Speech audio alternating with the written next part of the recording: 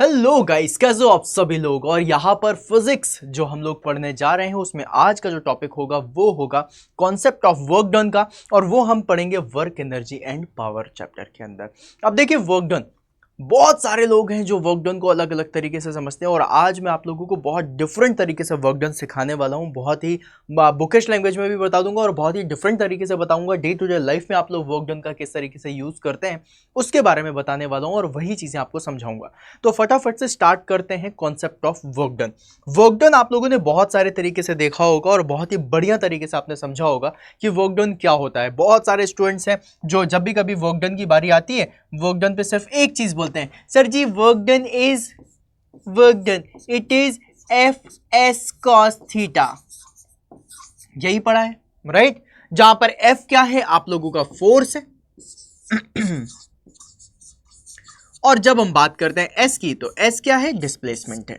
यही सारी चीजें हम लोगों ने पढ़ी हुई हैं और यही सारी चीजें पढ़ करके हम लोग समझते हैं कि बस हमारा जो वर्क डन था वो कंप्लीट हो चुका है।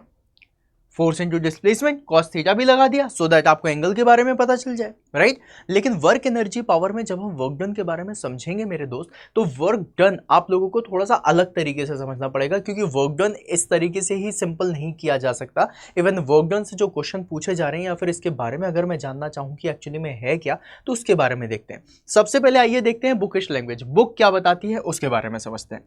अगर बुक के बारे में देखूं तो वर्क डन की प्रॉपर एक डेफिनेशन दी हुई है और उस डेफिनेशन में बोल रहा है that work done bye a force acting on an object is equal to what? It is equal to the magnitude of the force that is multiplied by the distance moved in the direction of that force। मतलब मैं जिस direction में force लगा रहा हूं उसी direction में अगर मेरा मूवमेंट हो रहा है किसी ऑब्जेक्ट का, तो उन दोनों का मल्टीप्लीकेशन, मतलब जो डिस्टेंस मूव की जा रही है आप लोगों के डायरेक्शन ऑफ फोर्स में, वो है कि एक्चुअली में डिस्प्लेसमेंट। तो उन दोनों का अगर मैं मल्टीप्लाई कर दूं तो मुझे यहां पर वर्क डन मिल जाता है। या फिर आप इस तरीके से भी बोल सकते हैं कि जो डिस्टेंस मूव करी है that is the shortest distance, तो मैं ये बोल सकता हूं that it is nothing but it is the magnitude of the product of force and displacement, right. बिल्कुल सिंपल सा है। वर्क डन के बारे में हम लोगों ने ये वाली चीज पढ़ी हुई है और यही चीज हम लोग समझते हुए जाते हैं कि अच्छा यही है हमारा वर्क डन, राइट। आप सभी लोगों ने इस वर्क डन को देखा हुआ है ना।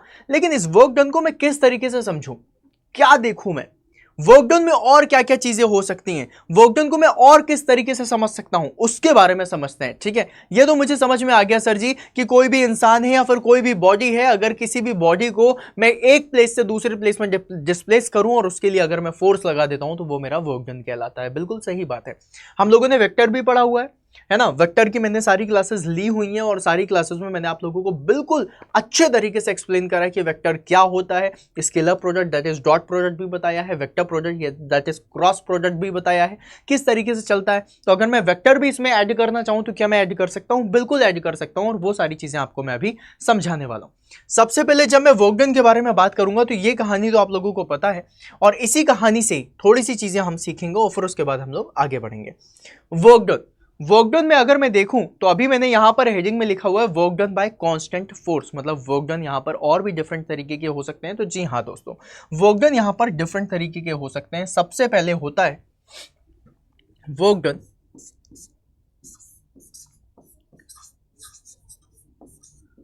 Done by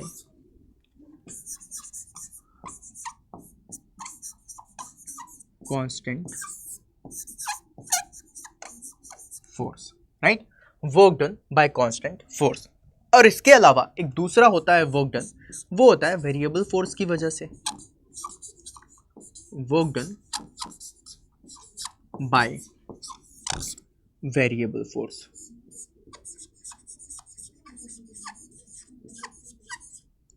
variable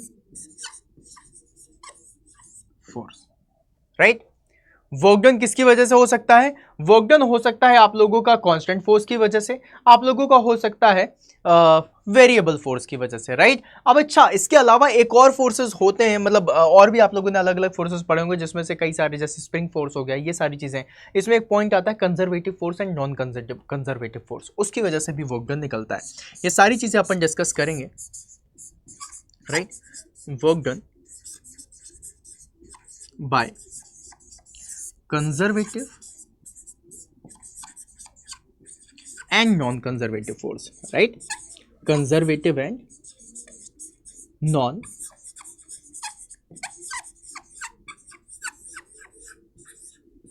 conservative force. मतलब यहां पर वर्क डन आप लोगों का कंजर्वेटिव नॉन कंजर्वेटिव फोर्स की वजह से भी हो सकता है, वर्क डन आपका कांस्टेंट भी हो सकता है कांस्टेंट फोर्स की वजह से, वर्क डन आप लोगों का वेरिएबल फोर्स की वजह से भी हो सकता है।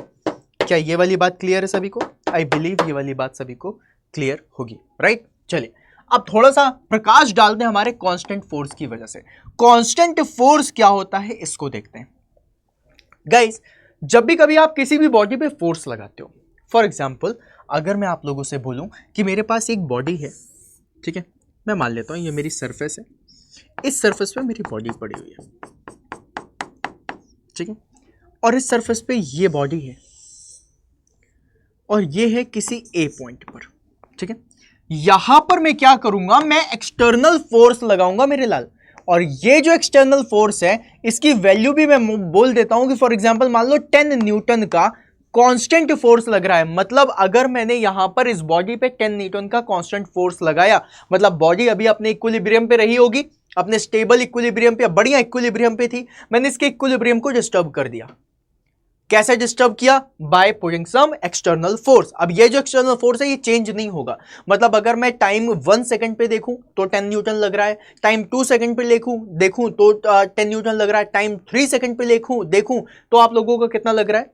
10 सेकंड लग रहा है। मतलब कि अगर ये बॉडी खिसक करके इस जगह पर आएगी, इस जगह पर मान लेते हैं पॉइंट है बी, और इन्होंने यहां पर ए से बी को लेकर के एक डिस्टेंस कवर करी है, और उस डिस्टेंस को मैं मान लेता हूं एक्स। यूजुअली आप लोगों के जो बुक है उसमें इसको हम लोग एस से दिखाते हैं। ये क्या होता है? आपका डिस्प्लेसमेंट होता है, that is the shortest distance. इसके बारे में आप लोगों ने पढ़ा हुआ है, राइट। ये क्या आप लोगों की शॉर्टेस्ट डिस्टेंस है जिसके बारे में आप लोगों ने पढ़ा हुआ है। अब आप इसमें ये वाली बात समझना कि गाइज जब ये बॉडी ए पॉइंट में थी, है ना, और अगर मैं इसको थोड़ा सा डिस्प्लेस करता हूं और मैं इस जगह पे पहुंचता हूं, इस पॉइंट पे, राइट, ये सर्कल दिख रहा है, ये बॉडी का है, एक इमेजिनरी व्यू बना रहा हूं। मान लेते हैं ये पॉइंट है और इस पॉइंट को मैं बोल देता हूं ए डैश, राइट। जब ये ए डैश पे आया होगा ना, तब भी पता है फोर्स कितना लग रहा होगा, तब भी इस बॉडी पे जो फोर्स लग रहा होगा वो फोर्स पता है कितना रहा होगा? ये फोर्स आप लोगों का 10 न्यूटन का ही रहा होगा, इसलिए हम लोग इसको कांस्टेंट फोर्स बोलते हैं। और मोस्ट ऑफ द टाइम आप लोगों के एग्जामिनेशन में और आप लोगों के सिलेबस में कांस्टेंट फोर्स को लेकर के ही चर्चा की जाती है, क्योंकि अगर आप फोर्सेस बार बार बदलोगे, वेरिएबल बार बार बदलोगे, तो उसको इंटीग्रेट करके आपको वैल्यूज निकालनी पड़ती हैं कि यहाँ से यहाँ तक वेरिएबल हो रहा है। और उसमें भी आपको वेरिएबल में भी आपको चेक करना पड़ेगा कैसा वेरिएबल है, मतलब ग्रेजुअली अप्लाइड है, ग्रेजुअली इंक्रीज हो रहा है, 1 सेकंड में 1, फिर 2 सेकंड में 2, फिर 3 सेकंड में 3, फिर 4 सेकंड में 4, है ना, इस तरीके से इंक्रीज होता हुआ जा रहा है, या फिर सडनली इंक्रीज हो रहा है जिसे हम शॉक लोड भी, शॉक फोर्स भी बोलते हैं, सडनली अप्लाइड फोर्स भी बोलते हैं, है ना। तो यहां पर एक जो बॉडी है ए से लेकर के बी तक जा रही है, जिसके बीच में शॉर्टेज डिस्प्लेसमेंट भी है, फोर्स भी लग रहा है, और इसी तरीके से ये बॉडी आगे की तरफ बढ़ रही है, ठीक है। ये बॉडी जितना ज्यादा आगे बढ़ेगी, इसका वर्क डन उतना ज्यादा बढ़ता हुआ चला जाएगा। इसका कहने का क्या मतलब है? इसका कहने का मतलब है कि जब हम लोगों ने यहां पर इस बॉडी को देखा तो हमने यहां पर बिल्कुल साफ साफ शब्दों में लिख दिया था कि जो वर्क डन है ये क्या है? ये है आप लोगों का फोर्स और डिस्प्लेसमेंट का प्रोडक्ट, राइट। ये क्या आप लोगों का फोर्स और डिस्प्लेसमेंट का प्रोडक्ट। जितना ज्यादा फोर्स होगा और डिस्प्लेसमेंट कम है तो वर्क डन आपका होगा, अगर आपका डिस्प्लेसमेंट ज्यादा है, फोर्स कम है, तो भी वर्क डन होगा। और वर्क डन की वैल्यू इन्हीं दोनों पैरामीटर्स पे डिपेंड करती है, ठीक है। अब यहां पर कुछ चीजें और हैं जो आप लोगों को समझनी है, और बहुत अच्छे से समझिएगा गाइज। यहां पर मैंने इस तरीके से लिखा फोर्स इंटू डिस्प्लेसमेंट, लेकिन अगर मैं इसको बहुत ईजी तरीके से बताना चाहूं और यहां पर बहुत ही नॉर्मल तरीके से बताना चाहूं, तो मैं यहां पर वर्क डन को जो लिखता हूं ना, वर्क डन लिखता हूं मैं एफ डॉट एस। एस क्या है आप लोगों का? डिस्प्लेसमेंट, और एफ क्या है आपका? फोर्स। मतलब कहने का मतलब समझ रहे हो, ये जो वर्क डन है ये है क्या? ये वर्क डन बेसिकली एक स्केलर प्रोडक्ट है। ये है क्या? एक स्केलर प्रोडक्ट है,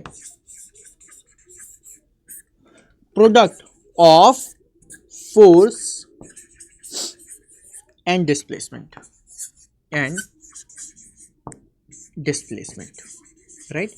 अच्छा, इसको एक चीज एक तरीके से और भी बोला जा सकता है, अगर आप लोग इसको देखें, scalar product of force, force क्या है? एक वेक्टर क्वांटिटी है, डिस्प्लेसमेंट क्या है? एक वेक्टर क्वांटिटी, मतलब it is the scalar product of two vector quantities. समझो इस बात को, that is the scalar product of two vector quantities, right? ये वाली बात भी समझ रहे हो कि ये वाली बात क्लियर है, हर हाल में क्लियर है? बताइए जरा। बढ़िया, चलिए अब इसको थोड़ा सा और अच्छे तरीके से समझते हैं। जब मैंने स्केलर प्रोडक्ट बोला तो मैं इसको वेक्टर पे भी लेके चलूंगा और वेक्टर से भी समझाने की कोशिश करूंगा, इसको समझिएगा। मान लेते हैं कि मेरी एक बॉडी है, ये ठीक है, इस बॉडी पर मैं एक फोर्स लगा रहा हूं, इस बॉडी पर मैं एक फोर्स लगा रहा हूं ऐसा, राइट? ओके, ऐसा फोर्स लगाने की वजह से भी आपकी बॉडी जो इस तरीके से डिस्प्लेसमेंट कर रही है, फॉर एग्जांपल इतना डिस्प्लेसमेंट कर रही है, राइट? तो मैंने क्या किया है, मैंने यहां पर लगाया है आपका फोर्स F, राइट? और यहां पर जो डिस्प्लेसमेंट हो रहा है वो क्या हो रहा है, ऐसा। तो आपकी बॉडी आगे की तरफ जाएगी। जब आपकी बॉडी आगे की तरफ जाएगी तो आप देख पा रहे हैं कि डिस्प्लेसमेंट है वो इस डायरेक्शन में हो रहा है और जो फोर्स है वो इस डायरेक्शन में जा रहा है। मतलब कहीं ना कहीं मुझे ये समझ में आ रहा है कि डिस्प्लेसमेंट और फोर्स के बीच में कोई तो एक एंगल है, थीटा नाम का, राइट? अब अगर थीटा नाम का एंगल है तो मुझे ये देखना पड़ेगा कि भाई ये जो डिस्प्लेसमेंट हो रहा है ये फोर्स के किसकी वजह से हो रही है, किस कंपोनेंट की वजह से हो रहा है। तो फोर्स के दो कंपोनेंट होते हैं, इसके बारे में भी आपको पता है। और अगर फोर्स के दो कंपोनेंट होते हैं और उसी चीज को मैं निकालने की कोशिश करूं तो क्या मैं यहां पर आप लोगों को ये वाला पॉइंट बता सकता हूं कि फोर्स हमारा दो कंपोनेंट में टूटेगा। एक कंपोनेंट आपको इधर दिखाई देगा 90 डिग्री पर और एक दूसरा कंपोनेंट दिखाई देगा आपको ऐसा, राइट? ये देखिए जरा, देखिए इस डायरेक्शन में और इस डायरेक्शन में। यहां पर आपको क्या दिखाई देगा, F sine theta, F sine theta, और यहां पे आपको क्या दिखाई देगा, F cos theta, right? Okay, तो यहां पर अब जो वर्क डन की मेरी डेफिनेशन में थोड़ा सा चेंजेस आ रहे हैं। वो चेंजेस क्या आ रहे हैं कि ये जो मैंने लिखा है यहां पर फोर्स, राइट? और फोर्स के साथ मैं क्या कर रहा हूं, S, दैट इज डिस्प्लेसमेंट का मल्टीप्लीकेशन कर रहा हूं, डिस्प्लेसमेंट से प्रोडक्ट निकालने की कोशिश कर रहा हूं। तो जो फोर्स है ये पता है क्या होगा, in the direction of displacement होगा, इसको याद रखिएगा, in the direction of displacement, in the direction of displacement. मतलब कहने का क्या हो गया मेरे लाल, मतलब कहने का हो गया कि इस फोर्स की वजह से वर्क डन नहीं आ रहा है। ये जो F फोर्स लगा है इसकी वजह से अब वर्क डन नहीं आ रहा है। एक्चुअली में जो वर्क डन आ रहा है वो वर्क डन आ रहा है इस फोर्स की वजह से, इस फोर्स की वजह से, F cos थीटा की वजह से। और मेरी यहां पर जो न्यू फॉर्मूला मेरा जो यहां पर जन्म ले रहा है, यहां पर जो न्यू फॉर्मूला आ रहा है वो क्या आ रहा है कि जो in the direction of force लग रहा है वो क्या है, F cos थीटा, और इसका मल्टीप्लीकेशन किसके साथ हो रहा है, S के साथ। और इसीलिए मेरे दोस्त यहां पर एक नया फॉर्मूला बन के सामने आता है और वो होता है F dot S cos theta, right? देखिए, दिस इज द कॉन्सेप्ट। ये जो कॉन्सेप्ट आप लोगों ने मुझे यहां पर बताया था, वर्क डन की वैल्यू में FS cos थीटा होता है, वो जो FS cos थीटा आ रहा है वो कैसे आ रहा है वो मैंने आपको बताया। अच्छा, अब यहां पर बहुत सारे स्टूडेंट्स हैं वो ऐसे भी कंफ्यूज हो जाते हैं। देखो, इसको लिखने का तरीका बता रहा हूं। वेक्टर बहुत ही खूबसूरत सी चीज है, जैसे आप निकाल सकते हैं। यहां पर मैंने FS cos थीटा बताया, जहां पर मैंने क्या बोल दिया, that force in the direction of displacement, right? है ना? इसको मैं एक अलग तरीके से भी लिखने की कोशिश करता हूं, समझना, आंसर वही आएगा। क्यों? क्योंकि मैथमेटिक्स थोड़ी ना बदल जाएगी। मैथमेटिक्स मेरे लाल अगर बदल गई तो फिर क्या होगा, तो फिर क्या होगा, कहानी बदल जाएगी, राइट? देखिए, डायरेक्शन ऑफ फोर्स, और अगर in the direction of force के बारे में मैं बात करूं तो यहां पर जो डिस्प्लेसमेंट है, अब मैंने क्या करा है, यहां पर फोर्स था, फोर्स इंटू डिस्प्लेसमेंट। अब मैंने फोर्स की डायरेक्शन को नहीं बदला, मैंने यहां पर कंपोनेंट ले लिया, और कंपोनेंट किसका लिया है, मैंने यहां पर डिस्प्लेसमेंट का ले लिया। तो displacement in the direction of force निकाल लो तो भी आपका काम हो जाएगा। मतलब कहने का क्या है, मतलब कहने का यही है कि आप लोगों को सेम डायरेक्शन रखनी पड़ेगी वर्क डन निकालने के लिए फोर्स और डिस्प्लेसमेंट की। इधर फोर्स के कंपोनेंट निकाल करके डिस्प्लेसमेंट से मल्टीप्लाई कर दो, या फिर डिस्प्लेसमेंट के कंपोनेंट निकाल करके फोर्स से मल्टीप्लाई कर दो, आप लोगों का आंसर सेम आएगा। और अगर ऐसा कुछ केस होता है तो अब यहां पर जब मैंने इसको एस वाली वैल्यूज के बारे में बात करी, तो अब यहां पर ये वैल्यूज को बदल दिया जाएगा, राइट। देखिए अब जब मैंने यहां पर बात करी है तो ये मेरा क्या है वैल्यू गाइस, ये s की वैल्यू है। तो अगर मैं इसके बारे में बात करूं तो यहां पर जो मेरी वैल्यू आएगी, ये वाली वैल्यू, ये क्या आ जाएगी, that is s cos theta. और अगर s cos थीटा है तो यहां पर ये जो फॉर्मूला मैंने लिखा हुआ था, अब वो फॉर्मूला बदल जाएगा। अब ये होगा f dot s cos theta. देखो ये देखो fs cos थीटा आ रहा है, fs cos थीटा की वैल्यू आ रही है। बस यही वैल्यू तो देखनी थी, यही वैल्यू तो समझनी थी, और इसी को ही समझते हुए आगे बढ़ जाओ, राइट। आई बिलीव आप लोगों को समझ में आया होगा। इसी चीज को थोड़ा सा और आगे बढ़ाते हैं। अब गाइस थोड़ा सा थीटा के बारे में बात करते हैं, थीटा को समझने की कोशिश करते हैं, राइट। अब ये मैं थीटा के बारे में बात कर रहा हूं, अब थीटा पे समझिएगा। अगर मैं ऐसा बोलूं कि थीटा की वैल्यू 0 डिग्री से या तो बराबर हो या उससे बड़ी हो, और 90 डिग्री से छोटी हो। समझ में आया मैंने क्या बोला?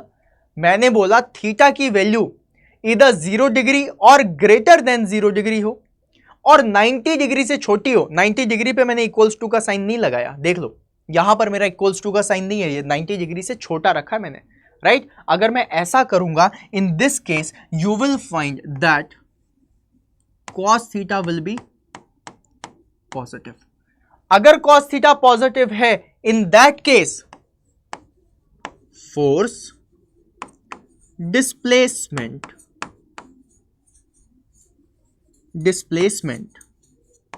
And cos theta will be positive. Thus, work done will be positive. Thus, work done will be positive. सोचिए, आप लोगों के सिर्फ एक एंगल की बात हो रही है, आप लोगों के सिर्फ एक एंगल की बात हो रही है। कहने का मतलब क्या है? कहने का मतलब मेरे लाल, अगर मैं यहां पर एक वेक्टर ऐसे बना दूं, एक फोर्स वेक्टर, और इसी फोर्स वेक्टर के साथ एक डिस्प्लेसमेंट वेक्टर बना दूं, तो भी मेरा काम चल जाएगा, राइट। इस केस में आपको मैक्सिमम वर्क डन मिलता है। cos थीटा की वैल्यू पॉजिटिव, 0 कर दो, cos थीटा 1, cos 0 की वैल्यू 1 हो जाती है। मैक्सिमम वर्क डन पॉजिटिव, बहुत शानदार। अब सुनो, इसी केस में मैं क्या कर रहा हूं, इसी केस में अब मैं थीटा की वैल्यू को चेंज कर रहा हूं, राइट। अगर मैं थीटा की वैल्यू को चेंज कर दूं तो क्या होगा?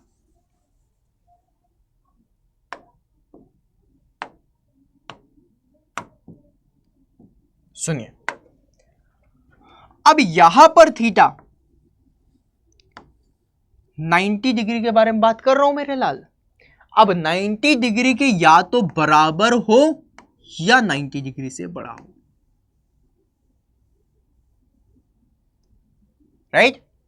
अब यहां पर वैल्यू जो थीटा की है वो 90 डिग्री के बराबर हो या फिर 90 डिग्री से बड़ा हो। क्या ये वाली बात सही है? बिल्कुल सही जा रहे हैं हम लोग, बहुत बढ़िया, वेरी गुड मेरे लाल, ओके। और यहां पर थीटा की वैल्यू अगर 90 डिग्री के बराबर और थीटा की वैल्यू को 180 डिग्री के बराबर या फिर 180 डिग्री से छोटा कर दो, तो केस क्या बनेगा? तो केस में दो केसेस आ जाएंगे। 90 डिग्री की वैल्यू, अगर मैंने थीटा की वैल्यू को 90 डिग्री कर दिया तो कॉस थीटा की वैल्यू हो जाएगी 0 और वहां पे वर्क डन हो जाएगा 0। और अगर वर्क डन 0 हुआ तो क्या ये वाली लाइन सही होगी? नहीं। इसके अंदर दो केसेस आएंगे। पहला केस ये आएगा कि कॉस थीटा की वैल्यू 0 भी हो जाएगी और कॉस थीटा की वैल्यू नेगेटिव भी हो जाएगी, क्योंकि 90 से जैसे ही आगे बढ़ोगे कॉस थीटा की वैल्यू नेगेटिव हो जाएगी। तो क्या मैं इसको दो केसेस में कन्वर्ट कर दूं? चलो दो केस में कर देते हैं जिससे आप लोगों के लिए इजी हो जाए। और यहां पर क्या मैं बोल सकता हूं कि मेरे cos थीटा की वैल्यू अब क्या हो गई है? नेगेटिव हो गई है, negative, right? thus work done will be negative.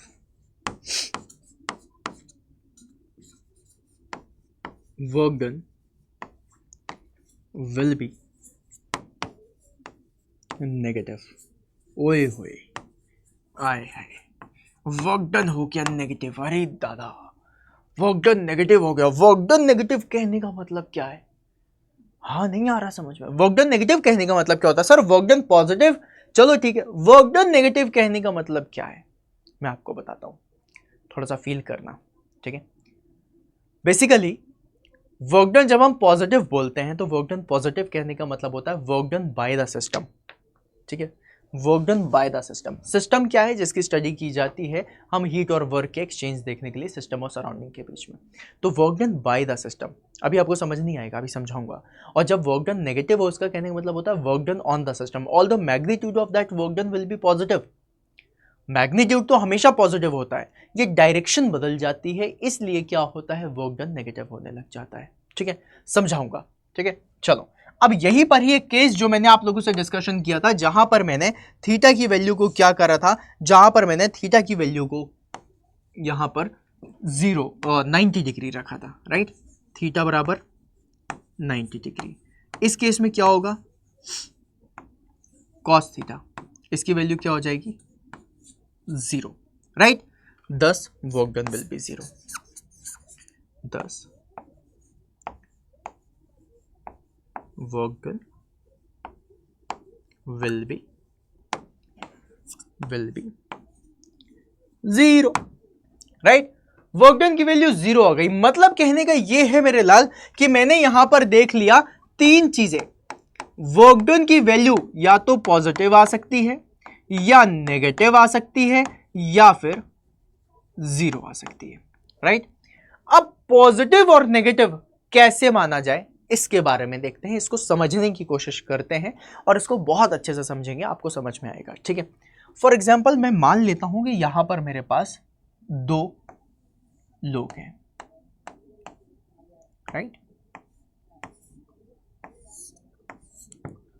ठीक है, यहां पर मेरे पास दो लोग हैं। बोले आज तो घमासान लड़ाई होगी। आपको पता है कौन है? एक स्टूडेंट है और दूसरे कौन है? आप तो जानते ही हो, बहुत अच्छे से जानते हो, आज की डेट में तो जानते ही हो। ओके, हम इनका नाम रख देते हैं ए और बी, है ना? आप अपना पर्सनल रख सकते हो, हमने तो ए और बी रख दिया है, राइट?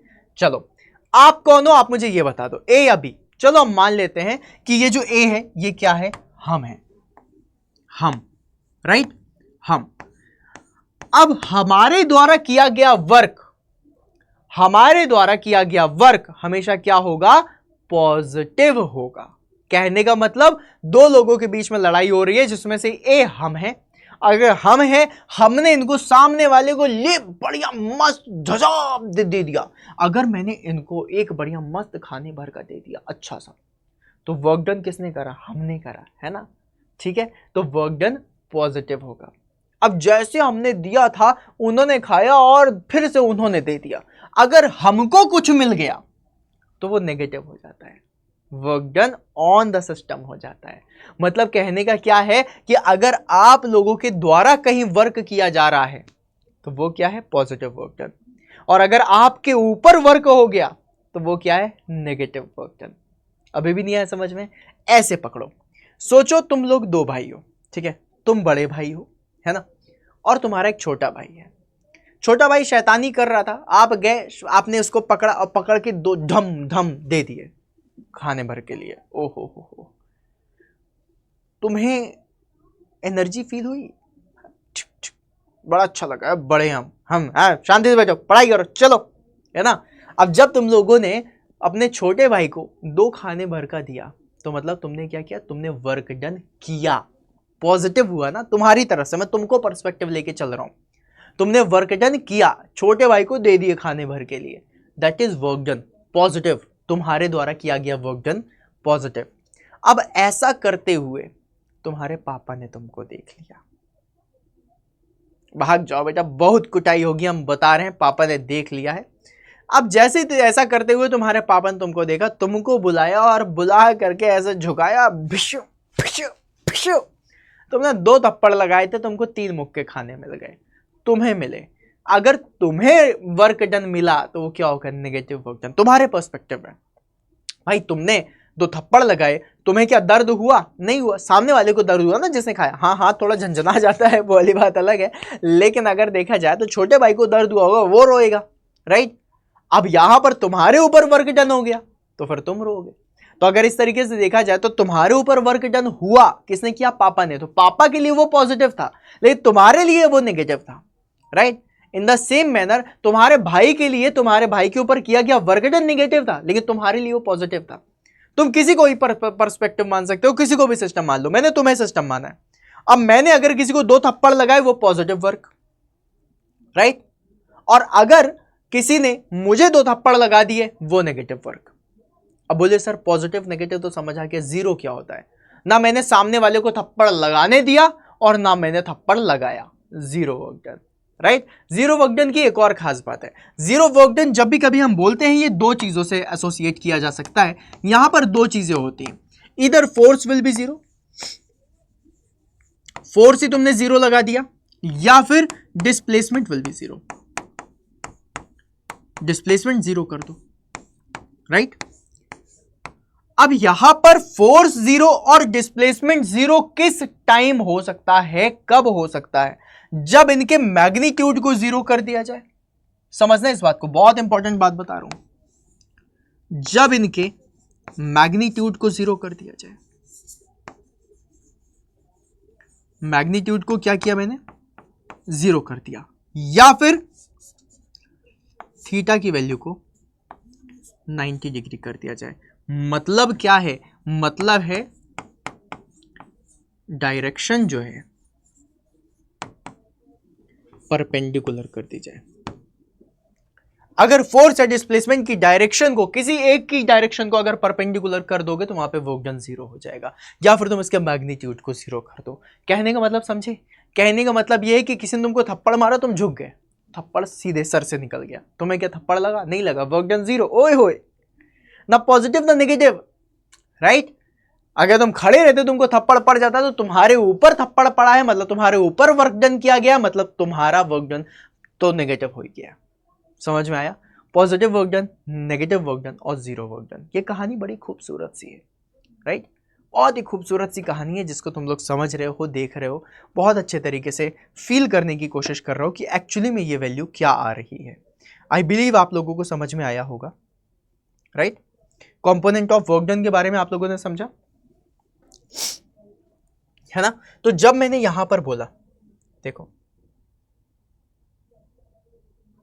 ये work done will be positive, मतलब थीटा पॉजिटिव है और फोर्स एंड डिस्प्लेसमेंट, इसका मैग्नीट्यूड भी पॉजिटिव है, तो फोर्स भी पॉजिटिव, डिस्प्लेसमेंट भी पॉजिटिव, थीटा भी पॉजिटिव, मतलब वर्क डन पॉजिटिव होगा। तो क्या मैं बोल सकता हूं वर्क डन पॉजिटिव? कहने का मतलब तुमने थप्पड़ लगाया, क्या क्लियर है, तुमने थप्पड़ लगाया, ओए होए होए होए, क्या बात है सर जी, लगा दिया, राइट, ठीक है। ये cos थीटा की वैल्यू नेगेटिव। अब फोर्स पॉजिटिव हो, डिस्प्लेसमेंट भी पॉजिटिव हो, लेकिन अगर थीटा नेगेटिव हुआ तो वर्क डन नेगेटिव होगा। वर्क डन अगर नेगेटिव है मतलब तुम्हारे ऊपर वर्क डन किया गया है, मतलब तुमको थप्पड़ पड़ा। ओहो, बोलो सर जी ये चीज अच्छी नहीं लगी है, तुमको थप्पड़ पड़ा, अरे बाप रे बाप, बताइए सर जी, थप्पड़ पड़वा दिया आप तो हैं, हम नहीं पड़वाए भैया, हम तो बता रहे हैं, केस बता रहे हैं, नेगेटिव वर्क डन हुआ मतलब तुमको थप्पड़ पड़ा, पॉजिटिव वर्क डन मतलब तुमने थप्पड़ मारा, राइट। और जीरो वर्क डन कुछ नहीं हुआ, सिर्फ बातों का, है ना। जैसे वो वाली बात नहीं थी, एक मैंने मीम देखा था, बहुत जगह है नहीं जगह है, बहुत जगह है नहीं जगह है, दोनों लड़ रहे हैं लेकिन कुछ नहीं कर रहे हैं, वर्क डन जीरो, है ना। कहते नहीं है तुम दीवार को धक्का लगाते रहो, पूछो वर्क डन कितना, वो बोलते हैं जीरो। क्यों? Displacement zero. देखो एग्जांपल देखो, देखो ये देखो, अब ये भाई साहब है दीवार को खिसका रहे हैं। जब ये दीवार को खिसका रहे हैं तो मेरे लाल यहां पर दीवार को खिसकाने पे इनका डिस्प्लेसमेंट होना चाहिए ना। डिस्प्लेसमेंट की वैल्यू क्या है? जीरो। और यहां पे ये जो फोर्स लगा रहे हैं, ये भैया जी जो फोर्स लगा रहे हैं, ये फोर्स क्या है? मैक्सिमम। जितना खाना खाया था उससे ज्यादा ताकत लगा दी। बोले मैक्सिमम फोर्स लगा रहा हूं सर जी, है ना। एनर्जी वेस्ट हो रही है वो अलग चीज है गाइस, अभी हम वर्क डन की बात कर रहे हैं, हम एनर्जी की बात नहीं कर रहे। एनर्जी तो पूरी खत्म हो जाएगी इस इंसान की, शाम को ये थक जाएगा, क्यों? धक्का लगा रहा था। लेकिन क्या यहाँ पे वर्क डन हुआ? नहीं हुआ। यहां पर वर्क डन कितना हो जाएगा? जीरो। कोई भी वर्क डन नहीं हुआ। There is no change in displacement.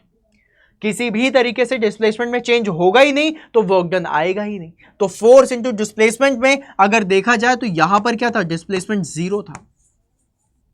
Although देखा जाए तो डायरेक्शन दोनों की सेम थी, मतलब cos थीटा पे चेंजेस प्रॉब्लम नहीं थी। यहां पर डिस्प्लेसमेंट जीरो था, मतलब इसका मैग्नीट्यूड जीरो था। और इस केस में क्या होगा? इसका वर्क डन क्या आ जाएगा? जीरो आ जाएगा, राइट।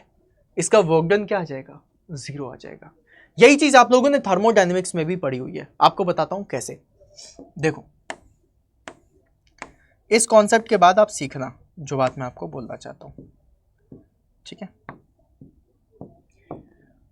देखिए थर्मोडायनेमिक्स, अकॉर्डिंग टू थर्मोडायनेमिक्स मैं सिर्फ वर्क डन को लेकर के चल रहा हूं और उसी से ही आप लोगों को कहां कहां तक कनेक्ट कर दूंगा। आप लोग बस देखते रह जाओगे और फील करोगे जो बात मैं आप लोगों को बताना चाहता हूं।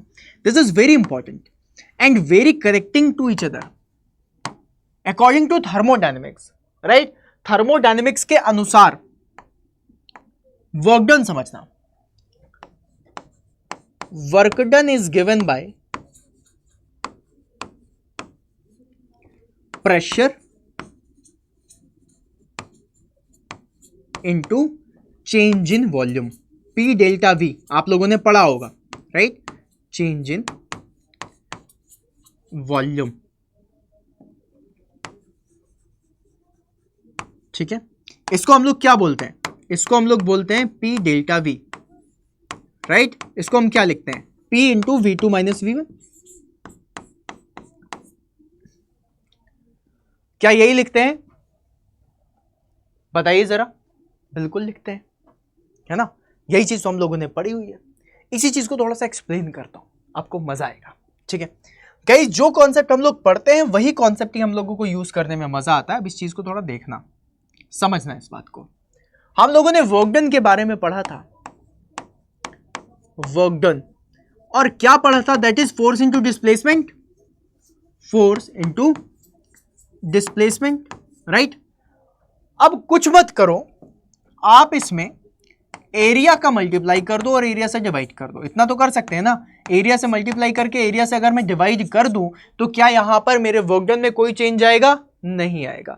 अब बस मुझे मेरे लाल एक बात बताना, जो बात मैं तुमसे पूछना चाहता हूं। फोर्स पर यूनिट एरिया क्या होता है?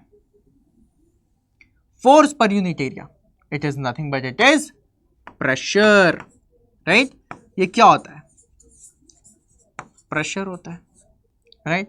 और यहां पर अगर देखा जाए तो आप लोगों को ये वाली चीज दिख रही है, दैट डिस्प्लेसमेंट इनटू एरिया। ये क्या होता है? डिस्प्लेसमेंट इनटू एरिया कुछ भी नहीं होता है, इसको हम लोग क्या बोलते हैं? वॉल्यूम, ठीक है, वॉल्यूम। तो प्रेशर इनटू वॉल्यूम तो आप लोगों को क्लियर हो ही रहा है। क्या बात है मेरे लाल, बहुत ही बढ़िया। यही तो वर्क डन की कहानी है, प्रेशर इनटू वॉल्यूम। हमने करा क्या है? कुछ भी नहीं, एरिया से डिवाइड करा, एरिया से मल्टीप्लाई करा। फोर्स इनटू डिस्प्लेसमेंट को हमने प्रेशर इनटू वॉल्यूम पे कन्वर्ट कर दिया, राइट।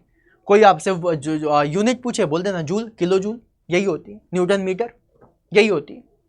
यूनिट लिखना चाहो, चाहे तुम वर्क डन की थर्मोडायनेमिक्स में यूनिट लिखो, वो भी जूल और किलो जूल न्यूटन मीटर पे आएगी, किलो न्यूटन मीटर पे आएगी। या फिर तुम नॉर्मल वर्क डन की वैल्यूज पे भी ध्यान दो तो भी तुम्हारी जो यूनिट आएगी वो यही आएगी। प्रेशर इनटू वॉल्यूम से भी आपको यही देखने मिलेगा। और आपका फोर्स इनटू डिस्प्लेसमेंट से भी यही देखने मिलेगा। बेसिकली वर्क डन जो है वो तो एक तरीके से देखा जाए तो सेम ही है। वर्क डन में हम क्या चेंजेस कर रहे हैं, वर्क डन तो एग्जैक्टली वैसा ही जा रहा है, वर्क डन वैसा ही होता हुआ जाएगा और वर्क डन को उसी तरीके से आप समझते हुए जाओगे। This is the concept of work done, जहां पर आप फील भी करते हो कि अच्छा कांस्टेंट फोर्स का। अब यहां पर एक चीज हमेशा याद रख लेना, जो बात मैं तुम लोगों को बोलना चाहता हूं, बहुत ज्यादा इंपॉर्टेंट। इन सारी जगहों पर, सारी की सारी जगहों पर ये भाई साहब हमेशा कांस्टेंट होते हैं। ये क्या है, हमेशा कांस्टेंट हैं। अगर आपने इनको वेरिएबल कर दिया कहानी बदल जाएगी मेरे लाल, राइट? ये हमेशा कांस्टेंट है, तभी आप ये फॉर्मूले लिख पा रहे हो। अगर कांस्टेंट नहीं होते कहानी बदल जाती, पूरी की पूरी कहानी A to Z बदल जाती, राइट? तो वर्क डन के बारे में आप लोगों ने सीखा। हाँ, यूनिट में भी आप लिखना चाहें तो यूनिट, फोर्स की यूनिट क्या होती है, न्यूटन होती है। डिस्प्लेसमेंट की यूनिट क्या होती है, मीटर होती है। न्यूटन मीटर पे आंसर दे दो या फिर किलो न्यूटन मीटर पे आंसर दे दो, कोई तकलीफ नहीं है। न्यूटन मीटर को हम लोग एक और नाम से जानते हैं, दैट इज जूल। तो आप इसको क्या बोल सकते हो, जूल भी बोल सकते हो, जे, या फिर चाहो तो आप किलो जूल भी बोल सकते हो, KJ, right? These are what, these are the units. Units पे खेल लो, जो भी चीजें आप लोगों को खेलनी है। डायमेंशंस निकालना चाहते हो, डायमेंशंस निकाल सकते हो। जहां पर फोर्स की यूनिट जो न्यूटन होती है उसका डायमेंशन क्या होता है, MLT-2, राइट? और मीटर की यूनिट क्या हो जाती है, L। तो अगर मैं इससे निकालना चाहूं तो यहां पर वर्क डन कितना आ जाएगा, दैट इज ML²T-2। ये लो, समझ में आया? समझ में आया? That is ML²T-2। ये क्या, इसका डायमेंशनल फॉर्मूला हो गया। किसी भी तरीके से कुछ भी करो, आंसर तुम्हारे सामने होंगे और बहुत इजी तरीके से तुम आंसर निकाल सकते हो, राइट? तो वर्क डन की ये कहानी थी। वर्क डन के थोड़े क्वेश्चंस देख लेते हैं, थोड़ा सा इजी हो जाएगा। आओ अब यहां पर इस क्वेश्चन को पढ़ो। क्वेश्चन क्या कह रहा है, that consider two identical blocks with the same initial position being pushed. कह रहा है कि भाई किसी एक इनिशियल पोजीशन से, मैं मान लेता हूं ये मेरी एक इनिशियल पोजीशन रही होगी सेम डायरेक्शन में, ये भैया और ये भैया दोनों खींच रहे हैं। ये छोटा सा लड़का है, इसी बॉक्स को खींचेगा थोड़ा कम ताकत लगा पाएगा, और ये बड़े से भैया हैं, ये ताकत ज्यादा लगा पाएंगे। अब चलो देख लेते हैं। कह रहा है विद द सेम फोर्स, लो कह रहा है भैया बड़ा और छोटा दोनों सेम फोर्स लगा रहे हैं, ठीक है। Which block will have more displacement, on which block is the work done more. कह रहा है किसमें डिस्प्लेसमेंट ज्यादा होगा, किसमें वर्क डन ज्यादा होगा। तो देखो भाई साहब, यहां पर भी फोर्स क्या है, F ही लग रहा है, राइट? यहां पर भी फोर्स क्या लग रहा है, F लग रहा है। डिस्प्लेसमेंट के बारे में अगर मैं बात करूं तो डायग्राम को देख के मुझे दिख रहा है कि यहां पर डिस्प्लेसमेंट इतनी कम है और यहां पर डिस्प्लेसमेंट इतनी ज्यादा है। मतलब यहां पर डिस्प्लेसमेंट जो है वो लेस है, लेस डिस्प्लेसमेंट, और यहां पर मोर डिस्प्लेसमेंट है, राइट? अब देखो गाइस, यहां पर एक सिंपल सा फंडा है कि फोर्स सबका सेम लग रहा है, मतलब force will not be the deciding factor. Deciding factor कौन सा होगा, डिस्प्लेसमेंट होगा, और डिस्प्लेसमेंट जिसका ज्यादा उसका वर्क डन ज्यादा, राइट? तो यहां पर क्या होगा, यहां पर आप लोग बोल सकते हो that is lace work done, ठीक है। और यहां पे आप बोल सकते हो that is more work done, ठीक है। यहां पर लेस वर्क डन, यहां पर मोर वर्क डन, सिंपल है। अगला क्वेश्चन देखते हैं। अगला क्वेश्चन कह रहा है particle is displaced from a point 1। अच्छा, पॉइंट डिस्प्लेस किया जा रहा है तो भैया पहले डायग्राम बना लेते हैं, है ना। डायग्राम बनाना बहुत ज्यादा जरूरी है जिंदगी में मेरे लाल। कुछ बनाओ ना बनाओ, डायग्राम जरूर बनाओ। हाँ, जिंदगी की आधी प्रॉब्लम तो ऐसे ही सॉल्व हो जाती है। देखिए, ओके, मैंने डायग्राम बना दिया, ठीक। चलो भैया मान लेते हैं आपका ये डायग्राम। अब इन्होंने बोला है कि एक पॉइंट है ए, मान लेते हैं ये पॉइंट है ए का, और इसकी वैल्यू है 1,2, ठीक। चलो, कहा जा रहा है 5 पे, यहां पे जा रहा है 5,5 पे जा रहा है, और ये पॉइंट है आपका बी। दूसरे कलर से करते हैं, दिखना चाहिए कि आप गए हैं यहां से ए से बी में गए। इसमें जो फोर्स लगाया जा रहा है मेरे लाल, फोर्स वो किसका लगाया जा रहा है, 2I plus of 3J Newton का। और आपसे क्या पूछा है, पूछा है find the work done by the force to move the particle from point A to B, A से बी में जाने के लिए इसको कितना चलना पड़ा होगा। तो गाइज यहां पर अगर मैं डिस्प्लेसमेंट निकालना चाहूं तो डिस्प्लेसमेंट निकालने से पहले मुझे पोजीशन वेक्टर चाहिए होगा। तो अगर मैं वेक्टर ए के बारे में बात करूं तो वेक्टर ए क्या हो जाएगा, i plus of 2j, right. और वेक्टर बी पोजीशन वेक्टर मुझे चाहिए ना, वो कितना होगा 5i plus of 5j, right. अब अगर मुझे डिस्प्लेसमेंट निकालना है तो मैं क्या निकालूंगा, vector B minus of vector A, और इसकी वैल्यू कितनी हो जाएगी, 5 में से आई से आई घटाओ, जैसे जे घटाओ, 5 में से 1 गया 4i, राइट, और प्लस ऑफ 5 में से 2 गया 3j, 4i प्लस 3j, ये मिल गया। ये क्या मेरा position vector, that is my displacement मेरे लाल। ये क्या है, जे है सर जी डिस्प्लेसमेंट, ओके। फोर्स दिया है क्या आपको, दिया है। डिस्प्लेसमेंट मिल गया, मिल गया। क्या करेंगे, प्रोडक्ट निकालेंगे, क्यों, क्योंकि वर्क डन क्या होता है, वर्क डन होता है यहां पर force into displacement. Cos theta की वैल्यू अगर देखा जाए तो यहां पर थीटा की वैल्यू को 0 डिग्री लेकर के इसको हम 1 ले लेते हैं। अब बस वैल्यू निकाल लेते हैं, डॉट प्रोडक्ट निकालेंगे, वर्क डन कितना आ जाएगा, वर्क डन आ जाएगा 2i plus of 3j, dot product में क्या लिखा हुआ है 4i प्लस ऑफ 3j, आई से आई, जे से जे, 4 दूनी 8 प्लस ऑफ 3 तिकाई 9 बराबर 9 8 17। अब इन्होंने न्यूटन और ये किस में था, मीटर में, ठीक है। तो अगर मैं मीटर पे भी लेता हूँ तो इसका आंसर किस में आएगा, जूल में। तो 17 joule will be your work done, right. लो ऐसे भी वर्क डन निकल आया। सिंपल है, टेबल है, एग्जाम्पल है, कुछ है थोड़ी ना इसमें, निकालने का तरीका होना चाहिए, बस एक बार देख लो अपने आप आंसर आ जाते हैं। क्लियर है, चलो अगर ये चीज क्लियर है तो इसी तरीके का कॉन्सेप्ट लगा करके आप लोग ये वाला क्वेश्चन करेंगे। This will be your homework question, और इस होमवर्क क्वेश्चन का आंसर आप लोगों को कहां देना है, कमेंट बॉक्स में। कमेंट बॉक्स में गुलाबी दिल के साथ आंसर दीजिएगा। आई नो बहुत सारी प्रॉब्लम्स चल रही हैं, दिमाग में शांति नहीं है, बहुत सारी अशांति चल रही है, बहुत सारी प्रॉब्लम्स चल रही हैं, लेकिन मेरे लाल आप लोगों को बता दूं कि जब भी कभी इतनी सारी चीजें होती हैं तो ये बात समझ लो कि जब बहुत ज्यादा तकलीफें आए तो समझ जाना कि वक्त बहुत अच्छा आने वाला है, और उस वक्त के लिए तैयार हो जाओ। और ये तैयारी की पहल हो चुकी है, तो आप डेली मेरे साथ तैयार हो, डेली आप लोग सेशन अटेंड करो, बढ़िया तरीके से आंसर बताओ। अपने कोई भी डाउट है, कोई टॉपिक तुम्हें समझ में नहीं आ रहा है तो कमेंट बॉक्स में आपको कोई टॉपिक पढ़ना है वो भी आप लोग लिख दो। आप लोग उस कमेंट बॉक्स को अपना विश बॉक्स जैसे समझो। देखो दोस्तों, एक बात है जो मैं आप लोगों को बोल सकता हूँ, वो यही है कि कोई और तुम्हारी बात सुने ना सुने, मैं तुम्हारी बात जरूर सुनूंगा। तुम्हें किसी भी टॉपिक में दिक्कत है, तुम्हें किसी चैप्टर में दिक्कत है, या फिर तुम चाहते हो कि सर अब ये टॉपिक एक्सप्लेन कर दीजिए, अब ये टॉपिक एक्सप्लेन कर दीजिए, आप मुझे कमेंट बॉक्स में लिखो, और कमेंट बॉक्स को अपना विश बॉक्स समझो। मैं सबके मैसेजेस पढ़ूंगा और सबके जितने भी होंगे सारे टॉपिक कंप्लीट करने की कोशिश करूंगा। और इसका आंसर भी तुम्हें होमवर्क में देना है, तो होमवर्क में आंसर भी दो, मतलब कमेंट बॉक्स में जाना, होमवर्क में आंसर देना, और विश बॉक्स में अपनी विशेस लिखना, ठीक है। चलो गाइस, इसी के साथ आज का सेशन एंड करते हैं, मिलते हैं फिर अपन नेक्स्ट सेशन में, तब तक के लिए बाय बाय। और सेशन अच्छा लगा हो तो लाइक ज़रूर करना और चैनल को सब्सक्राइब ज़रूर करना। Bye bye guys.